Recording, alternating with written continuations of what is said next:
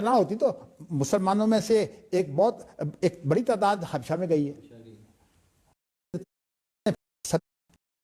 تو میں بڑا پریشان ہوا۔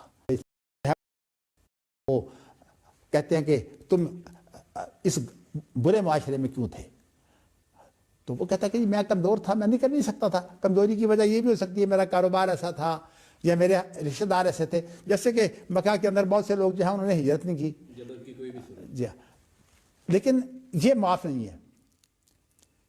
یعنی قرآن مجید میں اس کی اتنی مذمت کی گئی ہے کہ کیا تم ہجرت نہیں کر سکتے تھے؟ یہ اس کا جو ہے وہ جواب قرآن نے دیا ہے۔ الم تکن ارض اللہ واسعۃ فتہاجروا فیہا تو فاولئک مأواہم جہنم وساءت مصیرا۔ جب یہ آیت ہمیں بار بار وہ سناتے، بار بار آتے، اکثر وہ آ جاتے، ہفتہ 10 دن کے بعد آ جاتے کتابیں بیچنے کے لیے، تو میں جو ہے وہ وہاں ناظم بھی تھا، تو میں بڑا پریشان ہوا، چونکہ مجھے پرانے واقعات کا تو علم نہیں تھا۔ جب میں پریشان ہوا تو میں پھر جو ہے وہ اپنے تایا جو والد صاحب تو فوت ہو چکے تھے، وہ جو ہے میں ان سے ہی سب چیزیں پوچھتا، میں ان کے پاس گیا تو میں نے کہا کہ اس طرح، ان کا نام عبدالعزیز تھا، تو عبدالعزیز صاحب یہ کہتے ہیں کہ یہاں سے ہجرت واجب ہے۔ تو انہوں نے پھر مجھے بات سمجھائی، اس کا خلاصہ میں آپ کو بتا دیتا ہوں۔ وہ کہنے کی اصل بات یہ ہے کہ قرآن مجید پر جب عمل کرنا ہے تو اللہ کے رسول کا طریقہ دیکھنا ہے۔ اللہ کے رسول کے طریقے کے بغیر قرآن پر عمل نہیں ہو سکتا۔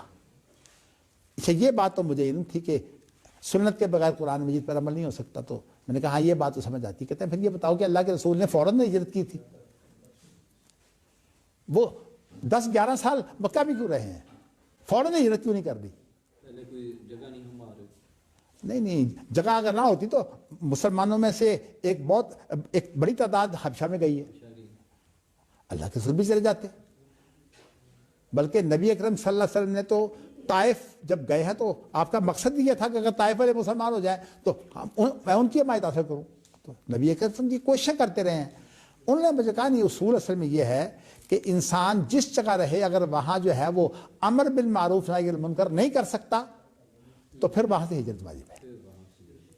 چونکہ نبی اکرم صلی اللہ علیہ وسلم امر بالمعروف نہی عن المنکر مسلسل کرتے رہے ہیں، حتیٰ کہ آپ کے ساتھیوں پر کتنے ظلم ہوئے ہیں، اس کے باوجود جو ہے وہ آپ نے ہجرت نہیں کی۔ ان کو کہہ دیا کہ تم ہجرت کر دو، اور وہی لوگ تھے جن پر ظلم ہوتا تھا وہ ہجرت کر گئے تھے۔ ان کے لیے راستے بند ہو گئے، لیکن آپ کو خاندان کی پشت پناہی حاصل تھی، آپ اس وجہ سے کر رہے تھے۔ جی، آپ کر رہے تھے۔ تو اصول یہ نکلا ہے کہ جو آدمی جو امر بالمعروف نہی عن المنکر نہیں کرتا اس کو ہجرت واجب ہے، وہ نہیں رہ سکتا غلط معاشرے میں۔ تو یہ بات جب انہوں نے مجھے سمجھائی تو صاف سی بات ہے، مجھے بڑی تسلی آ جاتی ہے، یعنی خود فضا بنا سکتا ہے تو جی۔ بنائے۔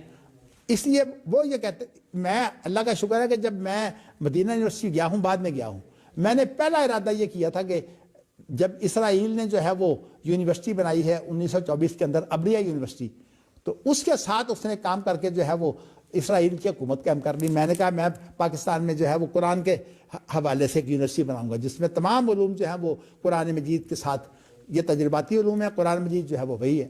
تو میں نے یہ ارادہ کیا تھا۔ ہر ایک کی اساس قرآن و سنت ہے۔ جی، تو یہ آج تک میرا مشن یہی ہے، اور حقیقت یہ ہے کہ میں نے اس مشن کے لیے اتنی قربانیاں دی ہیں، اتنے میرے ساتھ لوگوں کے جھگڑے، اختلافات، میں اس کے لیے قربانی دیتا رہا ہوں، لیکن آج تک میں نے اپنا مشن نہیں چھوڑا۔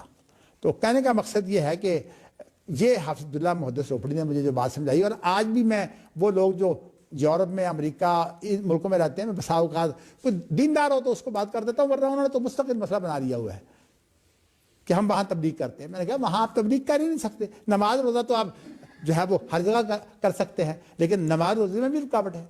آپ ذرا مسجد میں اونچی اذان دیں، یہ بھی اللہ کا شکر ہے اسلامی ملکوں کے اندر کم از کم اذانیں تو ہوتی ہیں، یورپ کے اندر آپ اونچی اذان نہیں دے سکتے۔